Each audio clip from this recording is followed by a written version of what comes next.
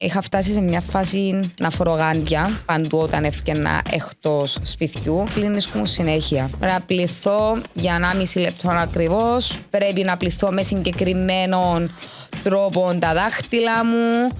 Έτσι, αν τα κάνω λάθος, ξαναπάρχεις. Στο σαπούνι, και αντισηπτικό, συνέχεια. Τα σέρκα μου είχαν γίνει άθλια, ήταν γεμάτα πληγές. Γιατί αν δεν το έκανα τούτο, ήξερα ότι ήταν να πάθει κακό η μάμα μου και ο παπάς μου. Αν δεν έκανα σωστά το τελετουργικό μου με το κόψιμο του φαγιού μου, ήξερα ότι ήταν να πάθει κακό ο αρφός μου. Και τούτο το πράγμα είναι μεγάλωνε. Και έφτιανε, μου είπα σου, με την καθαριότητα, με το πλήσιμο των χεριών, με το να βγω έξω να πατήσω γραμμές, με το κόψιμο διαφορών αντικειμένων, με το μέτρημα, συγκεκριμένοι αριθμοί.